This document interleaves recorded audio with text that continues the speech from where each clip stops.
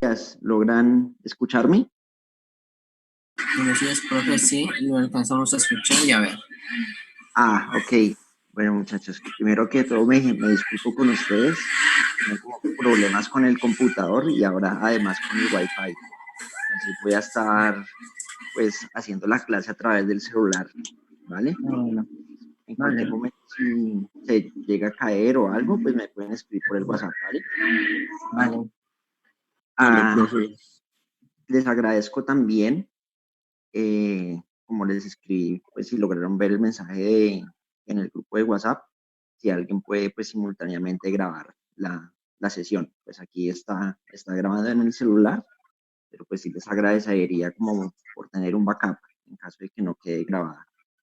¿Listo? Entonces, bueno, vamos a ver cuántos participantes hay en este momento. Hay 15. Hay 15. Ok. Vale, bueno, de pronto mientras que se unen más, cuéntenme cómo se sintieron con el envío del parcial, cómo, no sé si han podido ver la actividad de la semana pues esta semana, pues la actividad para clase, o si, y cómo se sienten en general. La actividad de esta semana no la vi, pero en general, bien, supongo. Sí, bueno, en medio de esto. No, pues lo digo, digamos que pues lo abordaremos más, digamos, pues ya después de que finalicemos las presentaciones. Pues sí, hay como algunos compañeros de ustedes que me han escrito, digamos, pues sintiendo cierta sobrecarga. Entonces, pues como para que charlemos al, al respecto al final de las presentaciones. ¿Vale? Entonces, bueno, voy a ir compartirles mi pantalla mientras ir buscando la presentación correspondiente a esta sesión.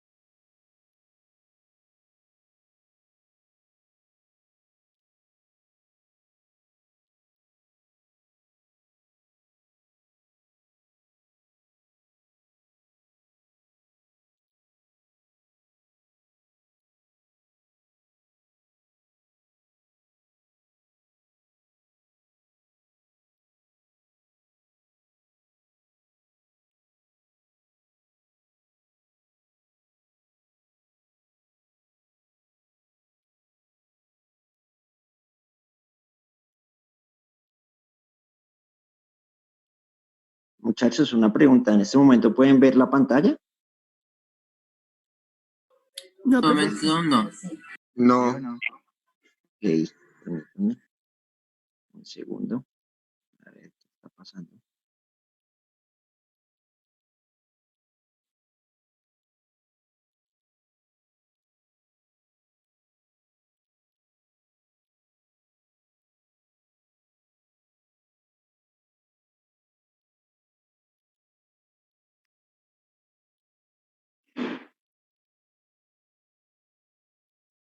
Ahora sí, ¿Ahora sí?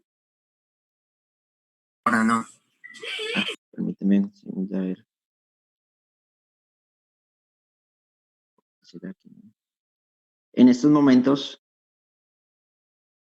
En estos momentos ya le puedo ver la pantalla.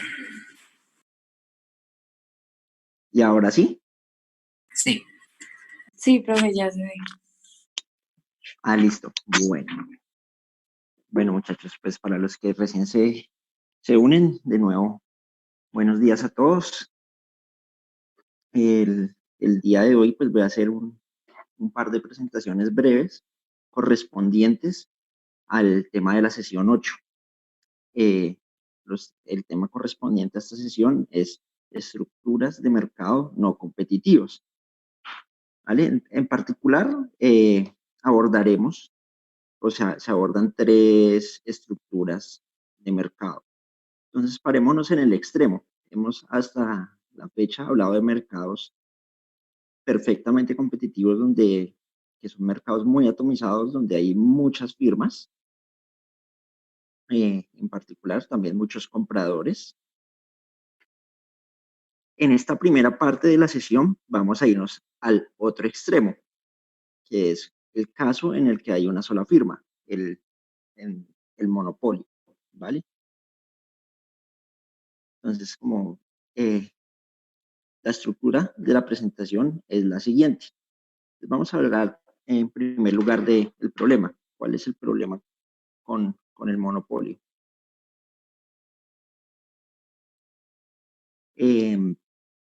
Entonces, lo primero, porque el monopolio es un mercado, bueno, una estructura de mercado no competitivo, ya habíamos definido, y es casi que trivial o surge evidencia en primer lugar, y es que hay una firma, en este caso es el monopolio, que tiene la capacidad de afectar el precio, tiene el poder de este mercado. ¿Vale? Entonces, como pueden ver acá la definición, el monopolio es un mercado abastecido por un solo vendedor que enfrenta la curva de demanda de todo el mercado. Tengan esto presente, porque esto es clave para el análisis del comportamiento del monopolio. ¿Vale? Y pues como es un monopolio, básicamente el nivel de producción que fije afecta la cantidad disponible y el precio en el mercado. Entonces, como recordarán de clases pasadas, pues uno se puede hacer 4 preguntas que ayudan a dilucidar cuál es la estructura operante en un mercado. La primera de ellas, pues, ¿cuántas empresas participan en el mercado? En este caso, pues, del monopolio, un solo vendedor, como ya lo definimos anteriormente. La segunda pregunta es, ¿los bienes producidos por todas las empresas son idénticos? Pues aquí es un monopolio, hay una sola empresa y hay un solo tipo de producto. ¿Vale? Eso no significa que, pues bueno, el monopolio no pueda, digamos, diferenciar ese tipo de productos. Eso es otro problema, pero vamos a suponer que hay un solo tipo de producto. ¿Qué capacidad tiene la empresa para fijar el precio? En este caso, el monopolista tiene la capacidad, puede fijar el precio. Profe, Cuéntenme. perdón interrumpirte, ¿tú tienes la clave de anfitrión o ni idea? La clave Del anfitrión, porque para grabar tienes que ser anfitrión. Entonces, ok, vale, no, mira que estoy escribiendo así y no me han respondido, pero en estos momentos estoy grabando con una aplicación del celular. bueno. Y a ver si hoy, ahorita al terminar, hablo pues con la secretaria del área, a ver si me puede ayudar a gestionar esa parte. ¿Vale? Entonces, retomando, el tercer punto es, digamos, en que tiene la capacidad de fijar el precio. Sin embargo, y como podrán ver resaltado en otro color, no es que no vaya a fijar cualquier precio, va a estar limitado por la curva de demanda. El cuarto punto es si existen barreras de entrada o salida al sector. Digamos, una firma quiere empezar a prestar el servicio, escucharme? digamos, de recolección de basura, que es un ejemplo de monopolio, como veremos más adelante. Entonces, aquí existen. De hecho, que existan barreras de entrada o de salida es una de las razones de existencia del monopolio. ¿Vale? Pues, ¿por qué? Porque si no existiesen esas barreras, entrarían otras empresas. Bueno, que, aquí tengo algo que mencionarles al respecto y va como pues también para metodología de clase. Este curso, además de darles herramientas, los conceptos y, como su nombre lo indica, principios de economía, pensémoslo también como una cuestión de ese conocimiento económico es de alfabetización para la vida, por decirlo así. Entonces, más que digamos la minucia, los detalles técnicos que hemos aplicado hasta ahora en la clase y están orientados a profundizar y aclarar un poco más la teoría y digamos, las premisas económicas a partir de esta y las siguientes secciones. Quiero recargarles pues cuáles son los objetivos digamos, para qué vemos estos temas, ¿vale? Por eso yo siempre les he recalcado que son útiles, pero digamos, objetivos y las preguntas que quisiera nos respondiéramos en particular en esta sesión son las siguientes. Entonces, la primera, ¿por qué surgen los monopolios? La segunda es, pues, ya lo vimos en el caso de firmas competitivas, ahora veámoslo en este caso, pues, cómo toman los monopolios sus decisiones de producción y de precios. Cómo se comparan un monopolio con digamos, con el comportamiento de firmas competitivas. Vamos a ver que el monopolio tiene un impacto en el bienestar de la sociedad. Recuerden que la clase pasada vimos el concepto de bienestar. Y dado que tiene un impacto negativo sobre el bienestar de la población en comparación con un mercado competitivo, se suele intervenir. Entonces, el último punto es qué medidas de política pública toman los estados sobre los monopolios. Vale, entonces, el enfoque, ¿cómo vamos a abordar el problema del monopolio? Entonces, en primer lugar, la primera pregunta, ¿por qué existen? Entonces, los monopolios existen porque existen barreras de entrada a los mercados. Esas barreras pueden ser por un privilegio en un recurso clave. Entonces, aquí los ejemplos clásicos son una licencia o una patente. Pensemos en el caso de medicamentos. Digamos, una compañía farmacéutica que desarrolle una vacuna o un medicamento para tratar alguna enfermedad, pues va a tener la exclusividad para producirlo y comercializarlo. Entonces, pues ninguna otra firma puede comercializar esa molécula o ese medicamento, esa vacuna en esas mismas condiciones. Eso le da un poder monopólico a la compañía farmacéutica.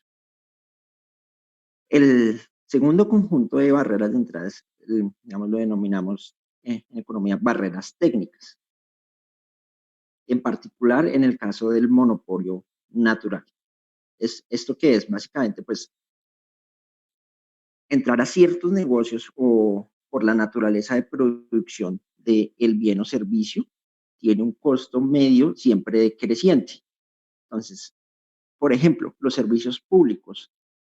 Entonces, montar una compañía de agua o de electricidad, pues tiene unos costos iniciales inmensos, digamos, unos costos fijos iniciales muy grandes. Pero a medida que la compañía puede atender mayor parte del mercado, pues el costo promedio va a ser decreciente.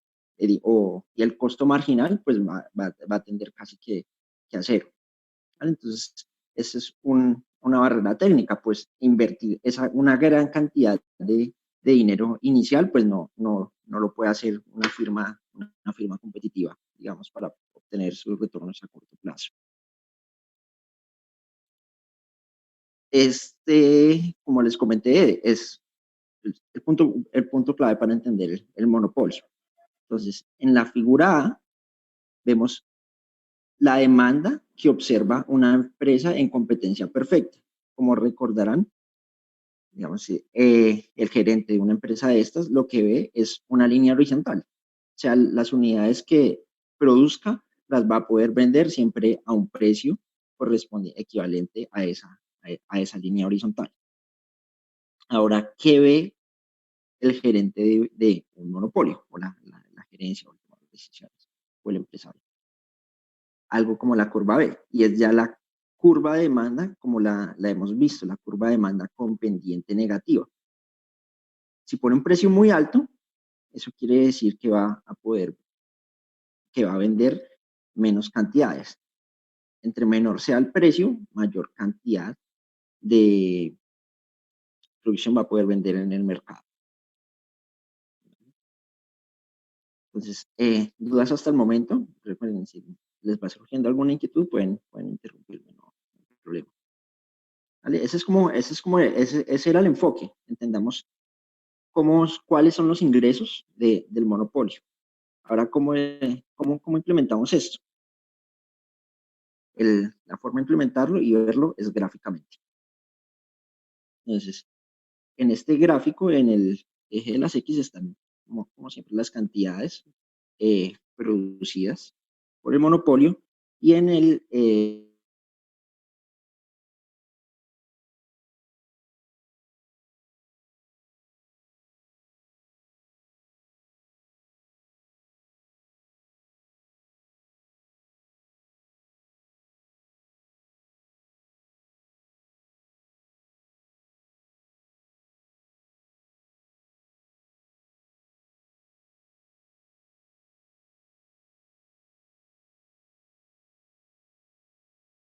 recta que va del punto A al punto B.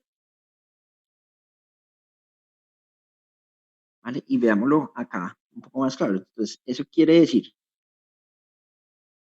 que ya el precio está muy por arriba del costo marginal. Si bien el ingreso marginal es igual al costo, el precio que fija el monopolista, que lo hace a través de fijar un nivel de producción, es mucho más alto. Eso le da al monopolio unos beneficios, pues considerando que cubre sus costos medios, equivalentes a esa área cuadrada a esa área del cuadro EB, es igual. Equivalente al mercado competitivo, el ingreso marginal es igual al costo marginal.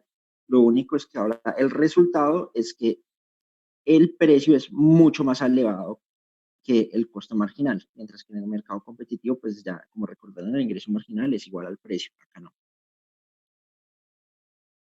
Entonces, ¿cuál es el resultado? Digamos, ya viendo esa forma de analizar. Entonces, como una primera parte del resultado, y de pronto algunos se preguntarán, después, ¿cuál es la curva de oferta del monopolio? Habíamos visto que en el caso de empresas competitivas existía una curva de oferta de esa empresa. En el monopolio, no existe una curva de oferta. ¿Vale? ¿Por qué? Como lo vimos anteriormente, lo que observa es la demanda. El monopolista es la demanda. Él puede producir, incrementar su producción, bajarla, a él lo que le interesa es poderla vender. ¿Listo? Entonces, eso quiere decir que dada una curva de demanda del mercado, la oferta del monopolio es un punto. Simplemente una combinación de un precio y una cantidad dada. No hay una curva de oferta. Entonces, ¿qué impacto tiene el monopolio sobre el bienestar? Entonces vamos a ver que, pues, producto de que existe ese monopolio que fija un precio muy por encima del ingreso marginal y que es igual a su costo marginal para maximizar el beneficio, pues tiene una pérdida social. Entonces, analicémoslo utilizando la descripción gráfica que vimos en la clase anterior de economía del bienestar. Entonces, fíjense, en el eje Y hay un precio que tiene un subíndice CP. Ese es el precio que existiría o se daría en caso de un mercado competitivo. Y la cantidad en el eje X, con el subíndice CP, es la cantidad que se transaría en caso de que el mercado fuera competitivo. Nótense, si lo recordarán, pues el análisis del excedente del consumidor es la diferencia entre lo que están dispuestos a pagar y el precio que efectivamente pagan. En este caso de análisis de áreas, eso corresponde al área del triángulo A, el rectángulo B y el triángulo C. El excedente del productor, ¿cuál es en el caso de competencias perfecta? Es el correspondiente al área D y al área E. Eso nos da que el mercado en equilibrio, en competencia perfecta, si no fuera monopólico, estaría en el punto CP, que es el punto donde se intercepta, pues, el costo marginal y la demanda, o el ingreso medio. Ahora, ¿qué pasa con el monopolio? Entonces, el monopolio lo que va a hacer es fijar una cantidad menor a la que se vendería en condiciones de mercados competitivos, que en este caso sobre el eje X es la cantidad XM, Y eso, que es, bueno, es la cantidad equivalente al donde el costo marginal se intercepta con el ingreso marginal, pero el resultado de eso es un precio que podemos ver en el eje Y, el precio con el subíndice M más elevado que el precio con el subíndice CP. Entonces, el equilibrio del monopolio está en el punto M, sobre la curva con pendiente negativa D. ¿Esto qué quiere decir? Que la sociedad, la economía, la pérdida de bienestar para la sociedad va a ser equivalente al área del triángulo C más el triángulo E. ¿Por qué? Porque pues el monopolio, si bien ahora va a obtener o se va a quedar con una parte de excedente que le correspondía a los consumidores, que era el rectángulo B, esas áreas C más E es una pérdida irrecuperable de eficiencia. Es cantidad que se deja de producir y comercializar. Y por tanto, pues, recuerden que eso es dinero y el dinero está, esas áreas son en realidad dinero que asociamos a bienestar. Entonces, producir menos bienes, menos excedentes, menos dinero en la economía, menos bienestar. Entonces, aquí como lo pueden ver en el resumen, el cuadro resumen y que está en el libro. El impacto es el equivalente al área C menos E. ¿Vale? ¿Dudas hasta acá? No, profe, todo claro. Okay. Vale, entonces de pronto vamos a la parte más más interesante para algunos, en particular para mí, pues si bien me gusta mucho la teoría y ser riguroso, pues muchas veces la finalidad de esto es ver las aplicaciones. En particular vamos a ver dos aplicaciones. La primera es, como les comentaba, pues los estados, los gobiernos suelen intervenir o tomar acciones en el caso de mercados con estructura monopólica. Entonces, vamos a ver, la primera aplicación es, pues, cómo lo hacen, cuál es la regulación del monopolio. Y en el segundo caso de aplicación, vamos a ver cómo se analiza, pues, con ese enfoque que vimos, gráfico, el caso de patentes de medicamentos. Entonces, en primer lugar, regulación del monopolio. El gobierno, el Estado, puede tomar 4 alternativas de intervención en el caso del monopolio. La primera, y en general, y por eso, pues particularmente la puse de primeras, generalmente es promover la competencia. Promover la competencia, ¿qué es? Pues hacer que los mercados monopolizados, y en general los mercados con estructura no competitiva, sean más competitivos. Por ejemplo, si alguna compañía farmacéutica tiene una patente, pues bueno, venga, cómo dar algunos incentivos o que otras compañías que tienen otros patentes en otros países puedan entrar a comercializar también en este mercado. Aquí la premisa es siempre entre más competencia haya, mejor. ¿Vale? Entonces, es lo primero siempre.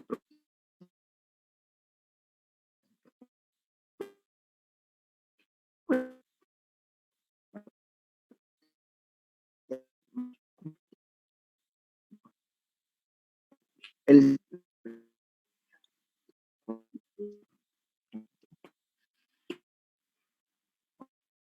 La prueba es que, pues ahí también habría que tener en cuenta que cuando una farmacéutica, o bueno, si una farmacéutica saca un nuevo medicamento o algo así, es como exclusivo, ¿no? Ellos durante un tiempo son los únicos que pueden comercializarlo, al ser la patente de ellos. Entonces, igual, ahí estaría regulado también, ¿no? Porque por más que las otras farmacéuticas quieran comercializarlo, producirlo, pues no van a poder determinado tiempo, porque es como esa exclusividad para la empresa que tiene la patente, ¿no? sí, bueno, gracias por su intervención, Isabela. Ese es el caso que vamos a ver a continuación, ¿vale? Para traer, digamos que el debate, me anticipo, el debate de los medicamentos es bastante complejo, pero en las siguientes 2 diapositivas lo vamos a ver, ¿vale? y de hecho hay un enlace bastante interesante pues, para los que quieren profundizar. Digamos, está como porque esto es un tema complejo. Pero pues por ahora, mientras que llego allá para darle respuesta a Isabela, digamos, sigamos dilucidando las alternativas de intervención de política pública. La segunda es la regulación del monopolio. Entonces, es obligar al monopolista a vender al precio que correspondería un mercado competitivo o un aproximado. El ejemplo aquí en Colombia, por ejemplo, los servicios públicos tienen una tarifa regulada. Ya digamos, Codensa, bueno, aquí en el caso de Cali, creo que es en Cali, no cobra la tarifa por kilovatio que quiere, sino es una tarifa que es calculada y esa es la tarifa que puede cobrar. Esa es la segunda alternativa de intervención.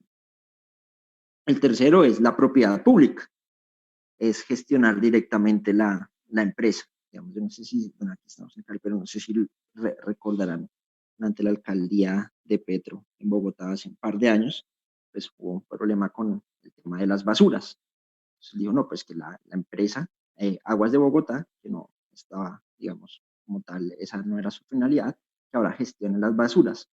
Entonces, es a través, o digamos que el Estado monte directamente la empresa que gestione ese bien o ese servicio. Es propiedad pública, es la tercera alternativa. El cuarto, y como siempre, tenganla presente, es abstenerse de intervenir. A veces lo mejor es tampoco, pues no hacer nada. ¿Por qué? Muchas veces el costo de intervenir puede ser mayor a su beneficio. Y en particular en el caso, pues cuando hay fallas de Estado, ¿qué pasa si, por ejemplo, si se tomara la alternativa 2 y el precio estuviera mal calculado? Puede llevar a la empresa, a la única empresa que presta ese servicio, digamos, en un caso muy extremo, a la quiebra. O que, digamos, ninguna empresa quiere entrar a producir ese servicio, entonces la sociedad se va a quedar sin ese servicio. Entonces, como siempre, la cuarta es abstenerse de intervenir. Entonces, para ver el ejemplo del punto 2, y también aplica para el punto 3, en el caso de que la alternativa fuera gestión pública de la empresa, el caso del monopolio natural. Como mencionaba un par de diapositivas atrás, este monopolio natural es cuando el costo medio siempre es decreciente. Y lo podemos ver en este caso en la curva CTME. Siempre va decreciendo. Asimismo, como decrece, eso quiere decir que el costo marginal también siempre va decreciendo. Entonces, miremos si el monopolio actuara libremente, va a fijar una cantidad o a producir una cantidad equivalente al X superíndice E en el eje de las X. Y el precio va a ser P superíndice E en el eje Y. Eso quiere decir que el equilibrio o la cantidad y precio correspondiente a ese mercado va a ser el punto A sobre la curva de demanda. La idea acá es hacer lo que sea equivalente a un mercado competitivo, digamos, llevarlo al punto B, un precio regulado mucho más bajo, o sea, P superíndice R, mucho más bajo que P superíndice E, y una cantidad regulada X superíndice R. No tiene una particularidad. En ese caso, el costo marginal para el monopolio se intersecta directamente con la curva de demanda. ¿Eso qué quiere decir? Que el ingreso medio, que es lo que está detrás de la curva de demanda, va a ser igual al costo marginal. Entonces, la idea es llevar al monopolio hasta allá, a que el ingreso que reciba por cada unidad de bien producido o servicio prestado sea equivalente a su costo marginal. ¿Vale? Esto pues es deseable para la sociedad. Entonces que pues ahora las cantidades transadas en el mercado son mucho mayores y los precios son mucho menores. Sin embargo, por eso hice la advertencia cuando mencionaba lo de abstenerse de intervenir, llevarlo a tal extremo, lo que genera es una pérdida para el monopolio. En este caso, como podrán observar, es el área correspondiente al rectángulo de color rojo. ¿Por qué? Porque pues el costo marginal es menor al costo total promedio. Digamos que el costo marginal es donde fija el interventor el precio regulado. ¿Eso qué quiere decir? Que el monopolio ahora va a recibir menos, en realidad, que lo que le cuesta en total en promedio. Entonces, digamos, esa es como la forma, llevarlo a el óptimo para la sociedad, pero para el monopolio le puede llegar a ocasionar pérdidas. Digamos, eso en términos teóricos. Por eso, en la práctica, el regulador, por ejemplo, cuando se fijan las tarifas de la energía o el acueducto o el gas, permitirá al monopolista mantener algo de utilidades. Entonces, la idea es que se fije un precio equivalente, por ejemplo, al costo promedio o un poco más elevado al costo promedio. Le permita a las empresas monopolistas tener algo de tener beneficios y bien que pues también la sociedad se beneficie respecto a la solución de si operar el monopolio por decisión propia. ¿Vale? El segundo caso que vamos a ver, y pues aquí ya retomo sobre la inquietud planteada por Isabela, es el de patentes de medicamentos. Entonces, el debate de los medicamentos es bastante complejo. Entonces, en general, las patentes, y de pronto lo reforzaremos en la siguiente clase de macroeconomía, puede ser beneficioso para la sociedad, la existencia de patentes. Y de hecho existen por eso, porque digamos, dan un incentivo a que las empresas innoven, investiguen, y eso tiene un costo elevado, pero al final se retribuye en beneficio para la sociedad. Entonces no voy a entrar acá mucho en detalle, pero una alternativa, por ejemplo, para el caso de Isabela, si bien ella tiene razón, pues la patente le da la exclusividad al medicamento. Les voy a poner un caso, y por ejemplo pasó en la India. Bueno, si bien hay ciertos medicamentos para tratar el VIH, digamos, antivirales, retrovirales, para ser más técnico, son muy costosos. Entonces, pues la India con una población de, no sé cuánto están, 100 millones de habitantes, pues, y con unas prevalencias más bien de esa enfermedad más bien alta, pues adquirir esos medicamentos era muy costoso. Entonces sus laboratorios empezaron a desarrollar unos similares. O sea que, y en general eso lo conocemos en el mercado como genéricos. Lo otro que hay detrás del precio de los medicamentos, hay muchos matices, hay muchos intereses. O sea, no en general es que tampoco la idea es satanizar al laboratorio farmacéutico. De hecho, pues ellos llevan a cargo el riesgo de toda la investigación y todo. Pero pues muchas veces lo que se hace es inflar el costo o hacer unas pequeñas modificaciones a los medicamentos que pues no tienen, digamos, mayor impacto sobre la efectividad, y si generan una nueva patente y un sobrecosto para la sociedad sin recibir mayor beneficio equivalente. Digamos, eso en general pues es como se centra la discusión. En este enlace pues pueden ver una infografía con mayor detalle y videos, entrevistas y toda la cosa para los interesados. Ahora sí, retomando al caso de esta clase de economía, pues cómo se analiza ese caso de la patente. Entonces, nuevamente tenemos una curva de demanda con pendiente negativa, que es lo que ve la compañía farmacéutica por cada unidad adicional que venda del medicamento, pues va a recibir un ingreso marginal menor. Por eso también la curva de ingreso marginal con pendiente negativa y que está por debajo de la curva de demanda. Aquí lo interesante es lo siguiente. Entonces que la patente, con la patente el laboratorio, pues como vimos, le otorga poder de monopolio a la compañía farmacéutica, y por ende, para maximizar sus beneficios, va a fijar una cantidad donde el costo marginal de producir esa unidad sea igual al ingreso marginal de recibir esa unidad.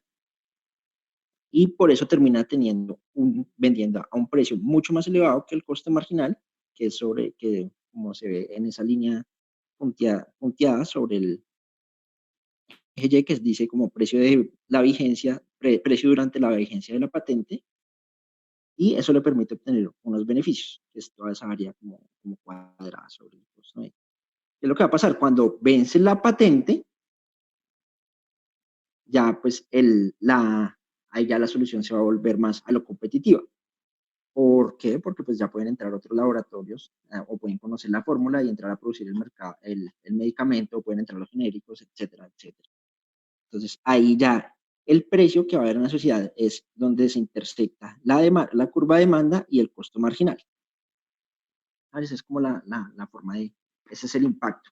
Mientras que opera el monopolio, hay un precio mucho más, el monopolio por la patente, hay un precio más alto. Cuando ya pues puede entrar la competencia, esa compañía farmacéutica pues no tiene otra opción más que entender que el ingreso o el precio sea casi que el equivalente del costo marginal. Bueno, para cerrar esta primera parte. Entonces,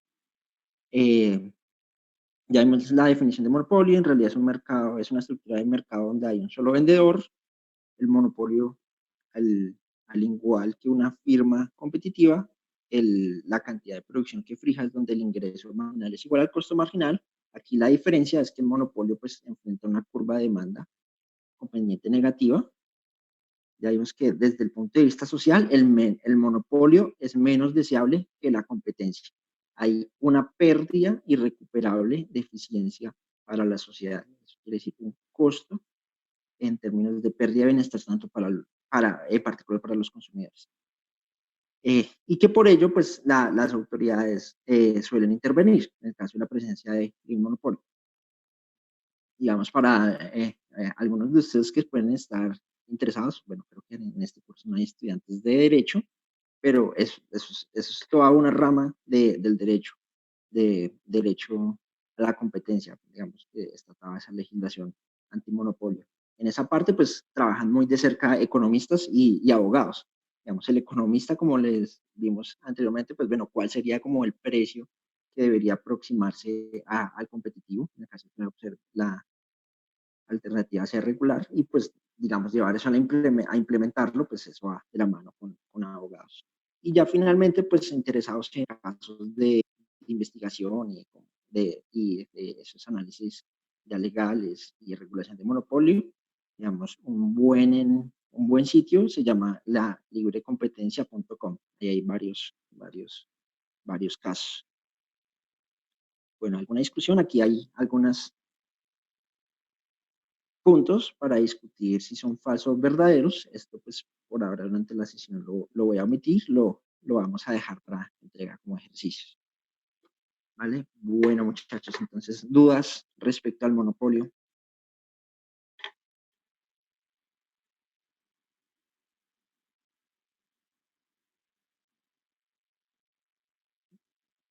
No hay mayores dudas. Pues, podemos continuar a la siguiente, digamos, a la siguiente estructura de mercado. Sí. Sí, profe. Vale. Segundo, entonces vamos a buscar la siguiente.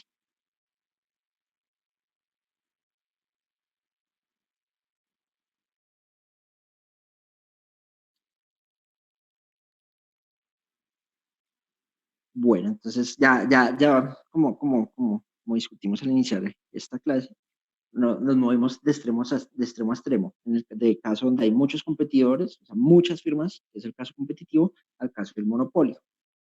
Hay muchas opciones en el intermedio, ¿vale? Y esas muchas opciones pueden ser, pues, dependiendo de ciertas condiciones, se pueden analizar dos estructuras particulares. Una es la competencia monopolística y la otra es el oligopolio. Digamos, pues, para hacer más ágil el tiempo, y porque el análisis en realidad es muy similar, es como una combinación entre análisis de monopolio y competencia perfecta. El caso de la competencia monopolística no lo voy a presentar, pero pues va a quedar para lecturas y algo para algo de ejercicio dejar al respecto. Lo que sí les voy a presentar es el caso, y que es muy interesante, es el caso del oligopolio. ¿Y por qué les voy a presentar este caso? Porque esto nos va a llevar a introducir otra rama de la economía y otra forma de aproximar los problemas que no hemos visto hasta ahora en la clase y que en general es muy útil para muchos problemas, y no solo en economía, para muchas otras áreas. ¿Vale? Entonces, en esta presentación voy a hablar respecto al análisis económico del oligopolio. Entonces, la primera parte, pues, ¿cuál es el problema? Definición. El oligopolio es un mercado abastecido por pocos vendedores. Entonces, aquí ya no es un monopolio, ya no hay uno solo, sino hay unos cuantos. Unos cuantos pueden ser 2, pueden ser 3, pueden ser 4. Ahí la pregunta es muy subjetiva. De hecho, hay una forma de medir, cuantificar la concentración del mercado. Aquí no lo voy a presentar en estas diapositivas, pero en los libros los pueden ver. Pero vamos a suponer que es muy pocos. Con 2 o 3 que hayan, basta. De hecho, el hecho que hayan pocos vendedores no significa que no haya competencia. Pueden competir fieramente y pues llevar a una solución casi que se aproxima a una situación de competencia. ¿Qué es lo clave acá? Aquí lo clave es, para el análisis va a ser 2 puntos. Lo primero es que hay una interdependencia de las acciones de los participantes. ¿Esto qué quiere decir?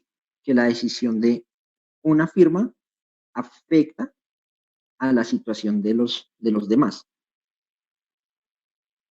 ¿Vale? Entonces, digamos, por ejemplo, voy a poner un caso, digamos, en un barrio, que hayan dos peluquerías, que hayan 2 peluquerías únicamente, digamos, para atender todo un barrio, toda una zona grande.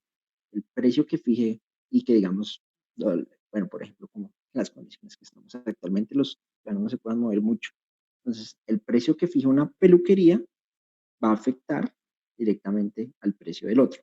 Le puede quitar, le puede arrebatar mercado o puede estar más por arriba del otro y puede terminar perdiendo. Eso es lo que nos va a llevar a que hay un comportamiento estratégico.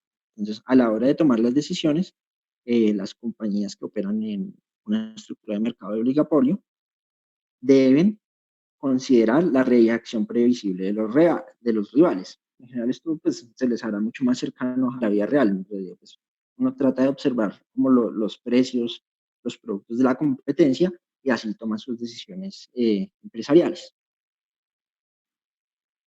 Entonces, ¿cuáles son las respuestas a las preguntas básicas para orientar una estructura de mercado en el caso del oligopolio? Pues la primera, ¿cuántas empresas participan? Ya lo mencioné, aquí son pocas. Pueden ser de 2 a 15 o unas pocas. Ahí es, digamos, no hay un criterio para fijar cuántas pocas. Así es. Los bienes son idénticos.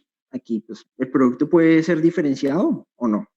Entonces, puede que en una peluquería, si fueran uno, digamos, como ponemos en este ejemplo hipotético, puede que apliquen el mismo tinte de cabello o diferente. Ahí no es relevante para este análisis. ¿Qué grado de capacidad tiene cada empresa para fijar el precio? Acá cada empresa tiene la capacidad para fijar individualmente la cantidad y el precio en el mercado. Pero pues a medida que haya mayor cantidad de oligopolistas o mayor cantidad de empresas en el mercado, pues ese poder va a ir disminuyendo. ¿Existen barreras? También. Igual para que existan oligopolios, porque equivalente al caso de monopolios, porque hay barreras a la entrada y a la participación de nuevas empresas en el sector. Entonces, ¿cuáles son las preguntas que quisiera se respondieran para esta estructura de mercado oligopolio? La primera es, ¿cómo analizar el comportamiento de las firmas en una estructura de mercado oligopolista? Como les mencioné aquí, la clave es el comportamiento estratégico, una interdependencia entre las decisiones. Esto nos va, digamos, la respuesta a esa pregunta viene por una rama de la economía que se llama teoría de juegos. Entonces, por eso está esta segunda pregunta. ¿Cuál es la estructura básica de un juego? Y lo vamos a ver más adelante. Las otras 3 son equivalentes a las casos del monopolio. Pues cómo comparar los resultados de un oligopolio, en el caso, digamos, ideal para la sociedad, que es un caso de firmas competitivas, cuál es el costo para el bienestar y pues cuáles son las alternativas de política pública a tomar respecto a los oligopolios. Entonces, el enfoque, cómo abordar el monopolio. Antes de entrar a los conceptos y a la teoría, de pronto lo habrán escuchado. Y pues para los que no, les comento respecto a la Organización de Países Exportadores de Petróleo.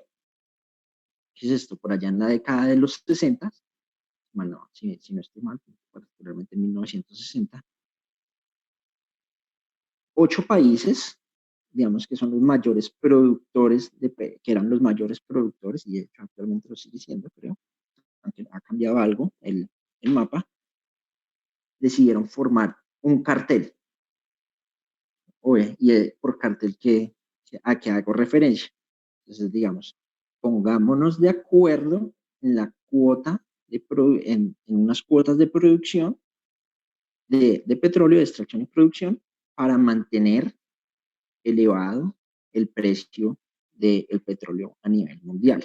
Entonces, claro, como ellos tienen pues esas reservas petroleras, pero si lo van extrayendo de a poquitos y reciben un precio más alto, van a tener ingresos más altos. Esto a costa de los consumidores a nivel mundial. Esto, la organización todavía existe, todavía opera. De hecho, ha estado en las noticias, como veremos más adelante, en medio de esta coyuntura por el COVID-19. Y tengan esto presente, esta imagen que presentaba acá me pareció particularmente interesante ahorita que estaba actualizando estas diapositivas, es del semestre pasado y noten el titular. OPEP y los aliados mantendrán estabilidad del mercado petrolero más allá de 2020. Estas noticias de octubre se habían fijado unas cuotas y digamos esos países creían que iban a poder mantener el precio del petróleo. Entonces, pues nótense hoy cómo estamos en esta coyuntura, vamos a ver que eso no se mantiene. Pero el caso es bastante interesante. Bueno, es que este es el caso más representativo para el estudio del oligopolio. Entonces, ahora sí, entrando a la parte conceptual, entonces tenemos que la teoría de juegos es la rama de la economía, bueno, no solo de economía, yo diría que de matemáticas, también para otras áreas, que estudia el comportamiento estratégico de los agentes económicos y su resultado final. Bueno, por agentes económicos, en este caso, vamos a hablar de empresas. Aquí hay dos conceptos que quiero tengan presentes y de pronto los veremos con más claridad cuando muestre ejemplos. El primero es el concepto de estrategia. Entonces, una estrategia es básicamente una acción. ¿Cuál es la acción que uno va a jugar? Por ejemplo, pensemos, no sé si ahorita han estado jugando parches o algo así en telejugando o jugando parqueses. Bueno, yo saco una ficha, mato al contrincante, muevo esta ficha, muevo la otra, eso es una acción. El segundo concepto es el de estrategia. Entonces, pues, esa acción o la combinación de acciones, pues va a ser la estrategia que yo como jugador lleve a cabo. Entonces, es particularmente interesante la estrategia dominante. Es que para un jugador, esa estrategia va a ser su mejor alternativa independientemente de lo que el adversario haga. ¿Vale? El segundo concepto clave, bueno, tercero, porque mencioné el de acciones, estrategia, y ahora está el de equilibrio de Nash. El equilibrio de Nash es la solución del juego. Bueno, una solución en particular, y es la solución en la que cada jugador ha tomado la decisión óptima, dadas las decisiones de los competidores, y no desea cambiarla. ¿Esto qué quiere decir? Nótense, a diferencia del concepto de estrategia dominante, que es independientemente de lo que haga el adversario, para el equilibrio de Nash, si la firma o el agente económico que estamos analizando considera las posibles alternativas, acciones que va a tomar el rival. Y vamos a verlo con un ejemplo clásico que denominamos el dilema del prisionero. Veremos a continuación. Entonces, bueno, como notarán, ese equilibrio tiene un apellido, que es el de John Nash. John Nash es un matemático que por este análisis recibió, pues lo llevó a recibir un premio Nobel de Economía y, digamos, no sé si la habrán visto esta película, es la historia que cuenta su vida, se llama Una mente brillante la película. ¿Vale? Es por si de pronto se les hizo reconocido el apellido. Entonces, implementación. Vamos a ver en primer lugar pues el dilema del prisionero. Entonces, los elementos esenciales de un juego, o para describírselos, son básicamente 5. El primero es los jugadores. ¿Cuántos son? Entonces, ¿cuántos son? El dilema del prisionero es el siguiente. Detienen a dos criminales o 2 personas que acaban de cometer un crimen. Y al mismo tiempo los interrogan o los llevan a salas de interrogación independientes. Y entonces, les dan 2 alternativas. Mira, si usted delata a su compañero, usted va a poder salir libre. Pero si usted no lo delata y el otro lo delata, su pena va a ser mucho más elevada. ¿Vale? Y si ambos se delatan, pues van a obtener una pena, digamos, media, por decirlo así. Entonces, el segundo elemento esencial de un juego es el conjunto de todas las acciones posibles. ¿Cuáles son las acciones que tiene en este caso los prisioneros? Pues delatar al otro o no delatar, o confesar el crimen. El tercero es qué información disponen cuando eligen una acción. En este caso, este ejemplo, el dilema del prisionero, nótense, la particularidad es de forma simultánea, por decirlo así, o en realidad un prisionero no conoce cuál es la acción del que va a tomar que tomó el otro, o no, la toman de forma simultánea e independiente. ¿Cuáles son los resultados? Pues vamos a ver que dependiendo de la decisión que tomen, los prisioneros van a obtener unos pagos. Estos pagos en este caso, ¿qué es? Años de cárcel. Y finalmente, pues la descripción de las preferencias sobre los resultados. Pues va a preferir un prisionero digamos, el criminal que acabó de cometer el crimen, pues menos años de cárcel.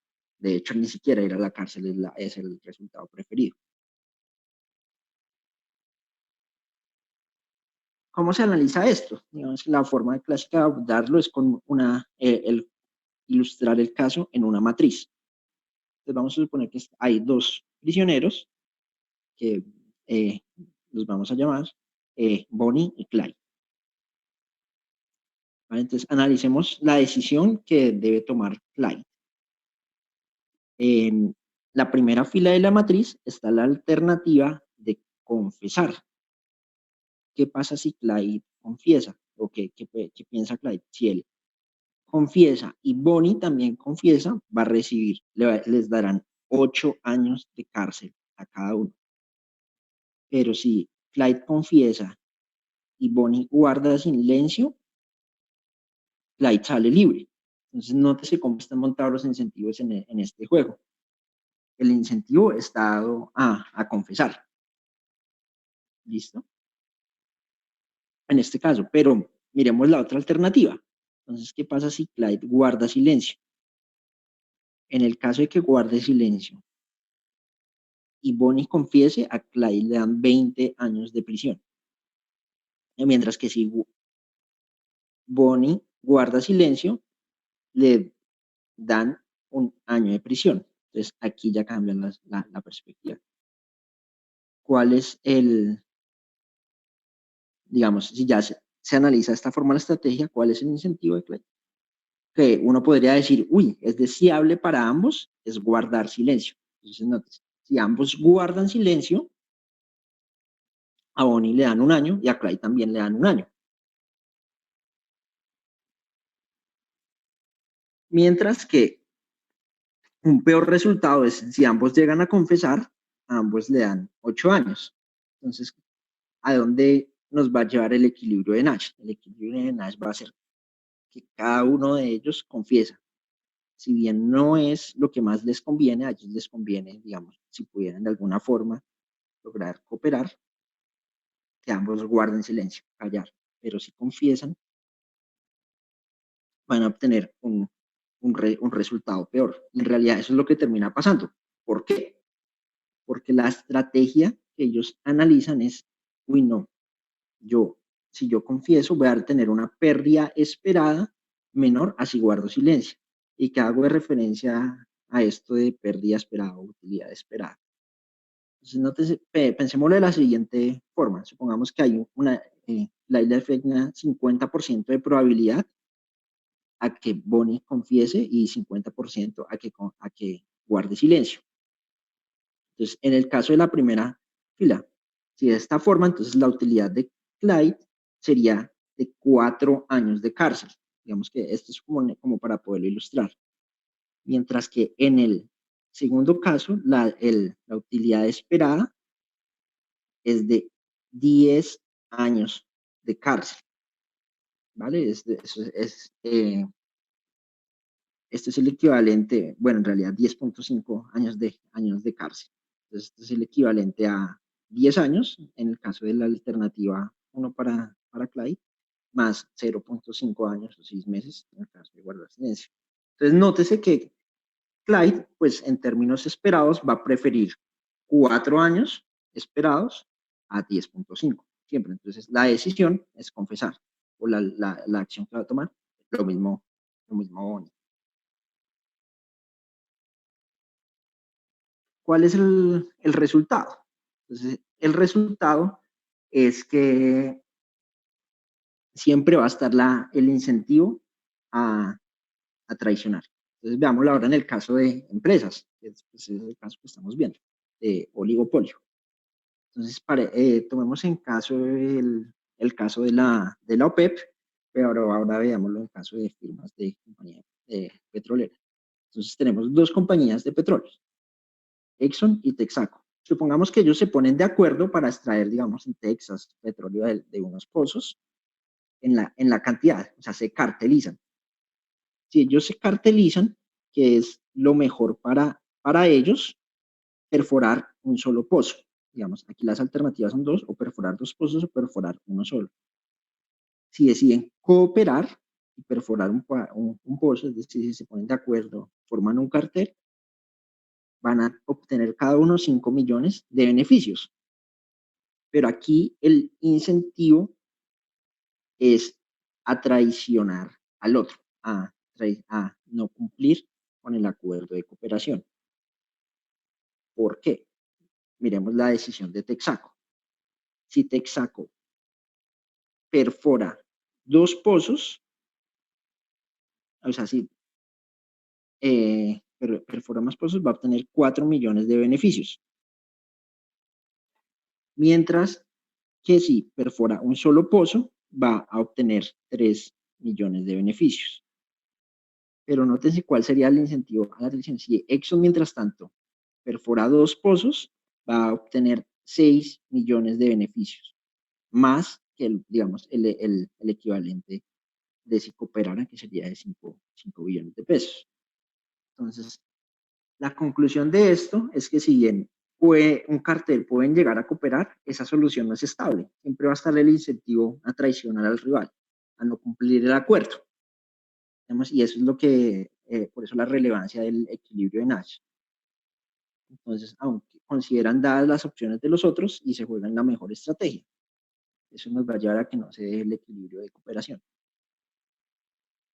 ¿Vale? Entonces, esto que les he comentado, pues, son las alternativas de comportamiento de la firma en oligopolio. Entonces, en resumen, dos alternativas. La primera es no cooperan, o digamos, traicionan al rival en el caso de que la decisión haya sido formar el cartel, y cada uno intenta fijar el nivel de producción que maximiza su beneficio como una constante, tomando constante la cantidad que fija el competidor.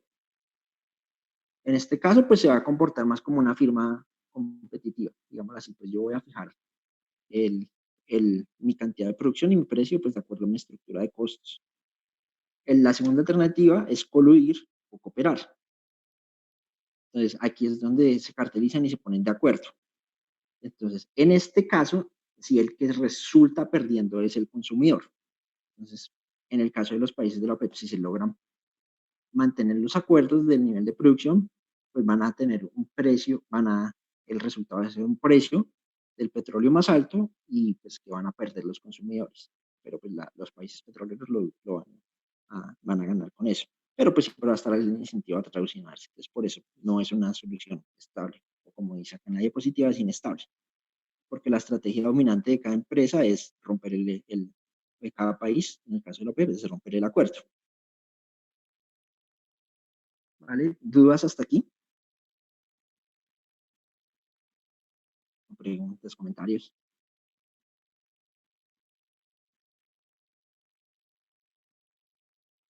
No, ok, veamos. Ahora, las aplicaciones. Entonces, en aplicaciones les voy a hablar de dos casos en particular. El primero es, de pronto lo recordarán también de las noticias, eso fue noticia, escándalo hace 1 año, 2 años, si mal no estoy, es el cartel de los pañales. El segundo caso es el mercado mundial del petróleo y la situación y la coyuntura actual por el COVID-19. Pues, ¿qué tiene que ver esto con el análisis que acabamos de ver de mercados oligopólicos? Entonces, el primer caso, el cartel de los pañales. Entonces, no, de hecho, mira, aquí está, eso fue hace mucho más años. La Superintendencia de Industria y Comercio inició unas investigaciones a unas compañías que dominan, digamos que son las productoras y mayores comercializadoras de pañales en Colombia. Entonces, en este gráfico podemos ver la participación, porque es un oligopolio. Entonces, ¿cómo está constituido el mercado de los pañales por aquella época? Tecnoquímicas tenía el 41%, Familia tenía el 29%, Kimberly el 21% y Diapers el 6%. Entonces, noten como hay 4 firmas que se repartían el mercado de los pañales para bebé en Colombia. Entonces, durante muchos años, pues, digamos, el precio de los pañales se había venido, pues, de hecho es normal que los precios incrementen y uno no sabe hasta cuándo es normal. Lo que sí empezó a notar, o la superindustria, es pues, a través de algunas investigaciones, es que los gerentes de las compañías, a través de correos o cosas así, se ponían de acuerdo. Entonces, digamos, creo que es la esfera que está en las noticias, si mal no recuerdo, es incrementar. No, el precio de los pañales va a subir 10%. Y cada compañía pues subía eso, o a 10% el precio del pañal. Eso es una conducta anticompetitiva. Digamos que si no se dieran esos acuerdos, pues puede que Tecnoquímica suba 5%, mientras que Kimberly 3% y así, etc. Entonces, ese es el caso de los carteles de los pañales. Si mal no estoy, ya hubo un fallo y ahí están judicializados, intervenidos, porque claramente es una conducta anticompetitiva.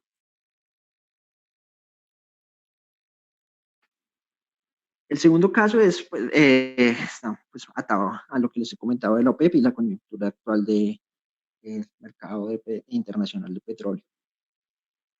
Entonces, ¿qué está pasando? En esta gráfica pues podemos ver el comportamiento del precio por barril de petróleo de referencia Brent. Entonces, ¿recuerdan la diapositiva que les comenté al comienzo? Que a finales, por allá en octubre de 2020, la OPEP había dicho que habían acordado unas cuotas y que van a lograr mantener estable el precio de mercado. Pues, ¿qué pasó? Lo que ya sabemos. En enero, en particular, como está señalado en esta gráfica, pues empezó a conocer ya todo público, y de hecho ahí fue cuando fue declarado como pandemia el COVID-19. Se conoció en particular que el primer fallecimiento en China por esta enfermedad. Entonces ahí China empieza, digamos, cuarentena Wuhan y todas las medidas, cierre de industrias para las otras provincias chinas. El hecho es pues se paralizó la industria china. Como China es un jugador clave en las cadenas de producción globales, digamos, pues son los insumos es de donde salen los insumos para las otras industrias. Y es un productor gigante. De hecho, esta gráfica no la puse acá y debía haberla puesto, pero bueno, para que tuvieran una idea de la dimensión. Entonces, claro, se para China, se para la demanda de su enorme demanda de petróleo. Entonces, es por esta razón, y además, pues la incertidumbre que se empieza a generar, el precio del petróleo empieza a caer.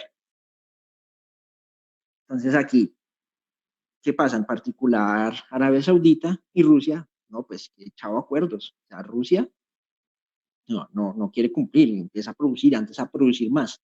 Aquí está el incentivo a traicionar. Se rompe el acuerdo de oligopolio y al empezar a producir antes más en vez de reducir, lo que termina pasando es que el precio cae más. Entonces, en esta fecha clave, ahí fallan en las negociaciones y pues ahí lo mismo Arabia empieza a producir más. Bueno, si bien el mercado de petróleo pues tiene un análisis particularmente interesante desde el ámbito geopolítico, ahí hay otras dimensiones más de las económicas, pues eso es lo que se ve el impacto. ¿Vale? Entonces, pues ahora no soy experto en esa área, pero pues cuál parece ser la estrategia, como casi que quebrar al rival. Ahí hay un dato clave y es cuánto costaría producir un barril o cuál es el costo promedio de producción de barril. Pero si mal no estoy, Rusia tiene un precio de 30, mientras que y el que tiene mejor precio promedio es Arabia Saudita, que si mal no estoy es 9 o 10 dólares. Entonces, ahí están en guerra, hasta donde pueden aguantar. Aunque si mal no estoy, la semana pasada ya llegaron como a unos acuerdos, pero eso, como les he comentado, generalmente no es estable, se pueden volver a romper. Entonces como estas herramientas acá vistas en esta clase, pues sirven para analizar también ese comportamiento en la coyuntura actual del mercado de petróleo. Conclusión del análisis de esta estructura de mercado, pues el oligopolio es un mercado con pocos vendedores. La característica fundamental es la interdependencia estratégica, ya que pues la decisión de cada uno afecta al resto. ¿Cuál es el impacto para la sociedad? Pues cuando pueden coludir, y eso es lo que digamos las intervenciones de política pública abogan por que no pase, es que la producción va a tender a ser un monopolio, va a ser monopolística. Después, con todo el impacto que ya vimos en la presentación anterior, eso tiene para la sociedad. ¿Vale? Mientras que la idea es no, nuevamente, la idea es que pues, aunque sean pocas, que compitan fieramente. Y nuevamente hago mención, pues yo sé, ahorita además en esta coyuntura siempre suena como no, más Estado, que más intervención en todo lado. Muchas veces intervenir no es la mejor alternativa, es mejor no intervenir. Y hay mercados, de hecho, donde sin ninguna intervención las firmas pueden competir, digamos, fieramente y acercarse más al resultado competitivo. Y les pongo un ejemplo, si bien pues, no es conclusivo, no es como tal tajante, pero algo que he visto en el caso que estamos analizando es el de las compañías de medicina prepagada. Hay mercados, digamos, por ejemplo, particularmente Cali, se ha vuelto muy dinámico. Entonces han llegado más compañías, ofrecen más planes, digamos, con menores precios, si bien pues hay que ser muy cuidadosos en el análisis de seguros, pero digamos que intervenir en eso, pues no, o sea, como digamos, fijar un precio o un tope para las rentabilidades que pueden obtener las compañías de medicina preparada, pues puede ser que no sea tan deseable, porque ahí ya están compitiendo fuertemente, ahí no hay necesidad de intervenir.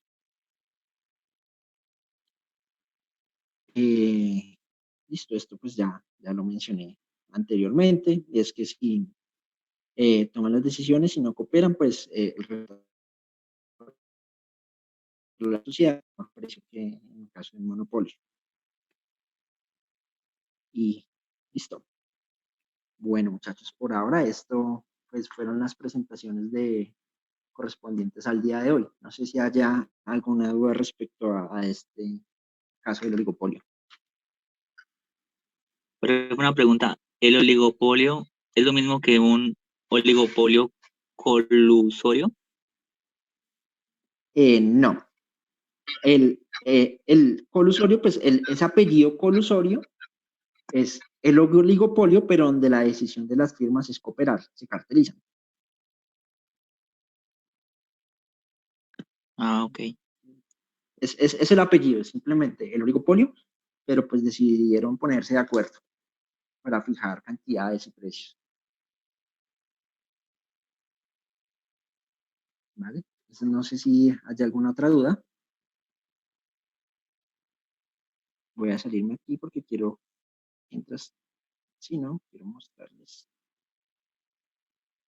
Compartiendo pantalla, pero debe estar por acá. No, no está. Vale, voy a tomar una foto acá para que hablemos respecto a unos temas de clase. Uy, no ha vuelto el internet al computador.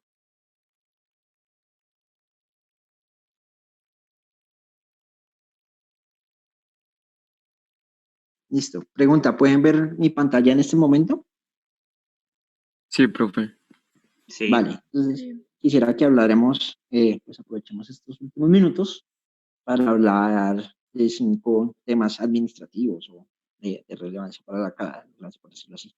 La primera es, pues, esta semana, si mal no recuerdo, fue el martes o el lunes, que dejé la actividad, correspondería al tema de economía del bienestar, que sería la correspondiente a la semana pasada. Eso tiene una fecha límite de entrega para el próximo martes. Y es una actividad, de hecho, pues no dejé como así en ejercicios técnicos rigurosos, sino más de contexto. Como les comenté, pues aparte de cumplir los objetivos de la clase, me parece particularmente interesante pues como aprovechar esta coyuntura y todo pues para analizar los temas de economía. Entonces, básicamente hay una noticia y es el gobierno nacional en medio de esta coyuntura por el COVID-19 emitió un decreto para controlar los precios de ciertos productos, como ustedes lo sabrán visto en las noticias y todo, algunos productos básicos. Entonces, es una canasta, si mal no estoy, de 20 productos o un poco más, que consta de alimentos, algunos medicamentos e insumos médicos, pues bienes clave en medio de esta coyuntura. Entonces, básicamente es participar en un foro, ahí yo envié algunos recursos y creé el foro. A ver, ¿ustedes qué piensan de esa alternativa? ¿Es bueno controlar los precios o no? ¿Qué pasa si no estuviéramos en esta coyuntura y se toma esa decisión?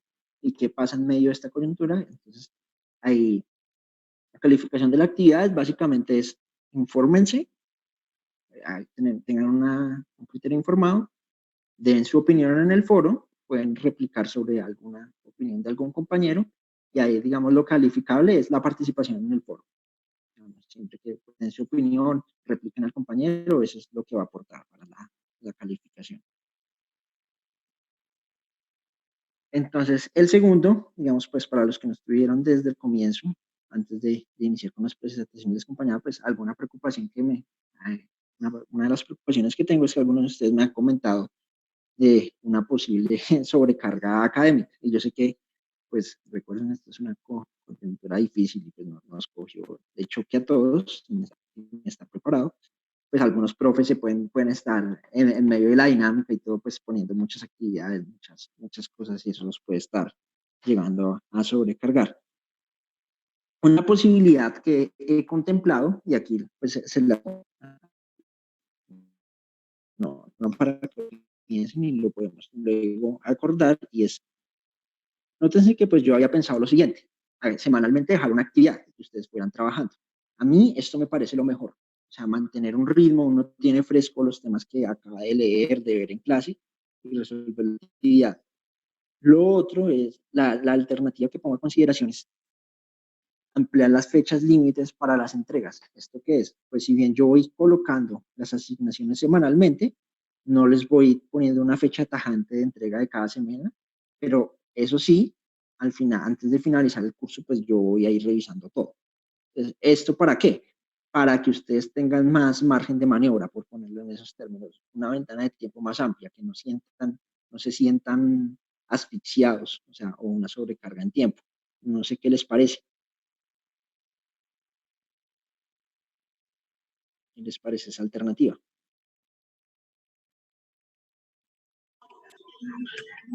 ¿La podría repetir un poco más despacio, profe?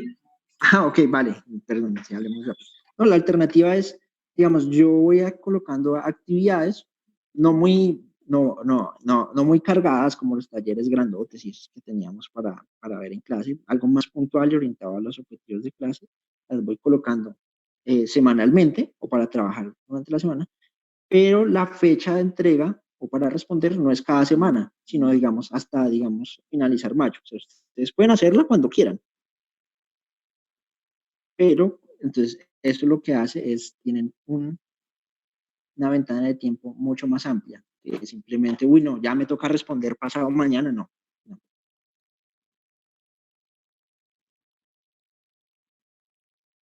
Ya un poco más claro. Pues yo estoy de acuerdo. Yo también estoy de acuerdo. También estoy de acuerdo.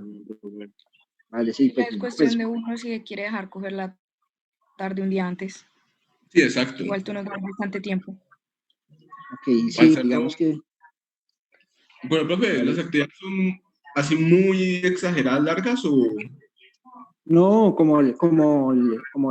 habla Kevin, ¿cierto? Bueno, aún Sí, no. señor. Bueno, ok. No, pues como les comentaba durante la clase, pues, y entendiendo la coyuntura, aquí vamos a ser más sucintos. Pues van a ser actividades más cortas y más enfocadas a los objetivos de aprendizaje. Digamos que aquí estoy tratando de innovar sobre la marcha. Bueno, no, como ser más práctico, más enfocado. Como les comentaba, hay unos objetivos, algunas preguntas, la idea es que cumplamos esos objetivos de la clase.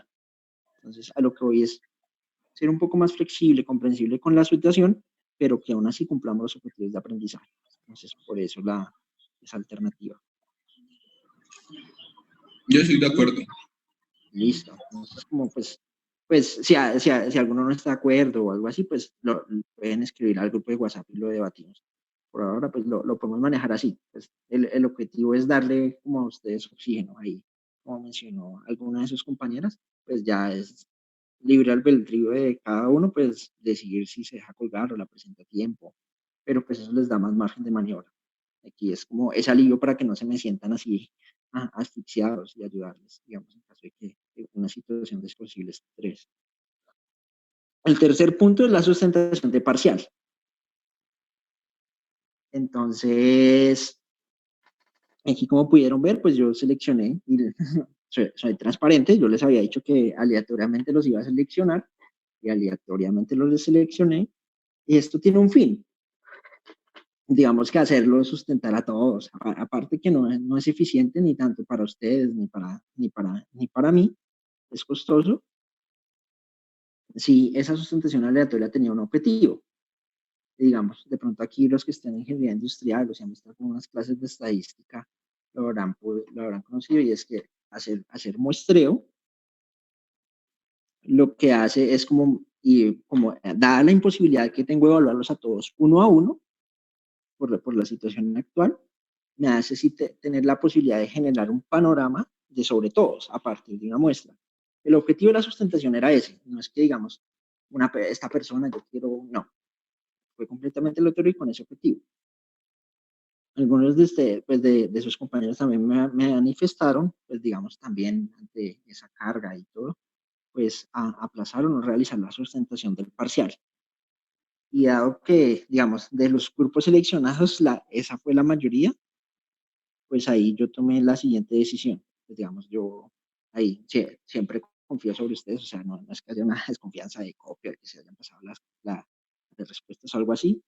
Yo creo, si bien no sé, he podido revisar todos, pues, digamos, también he tenido una carga de trabajo considerable. Están buenos los parciales, entonces aquí la decisión es, bueno, vale, vamos a omitir la sustentación, ¿vale? O sea, no, digamos, para que no sientan esa presión ni nada, como de retomar. Entonces, no hay sustentación de parcial, ya nos vamos, la calificación va a ser sobre pues, el entregable, ¿vale? Ay, sí, profe, gracias. Sí, no, de nada, esto por esta vez. Pues, y lo que resalto es lo que les digo, esto tenía una estrategia de, digamos, detrás de esto hay toda una teoría y análisis estadístico, pero vale, pues en el medio de esta situación, por esta coyuntura, eso lo que haces puede hacer es introducir mayor complejidad. Entonces, creo que ya cumplieron, ahí vi que entregaron, entonces pues nos vamos sin sustentación. Eso sí, pues la recomendación de ahora en adelante, pues sí quiero que sean ser muy activos. O sea, las actividades, como les he comentado, van a ser mucho más sucintas, más cortas, más al grano, más enfocadas en casos, como que nos permitan cumplir los objetivos de aprendizaje, entonces que fueran más activos. ¿Por qué? El cuarto punto es cambio en el sistema de notas, y esto pues ya es directriz de la directiva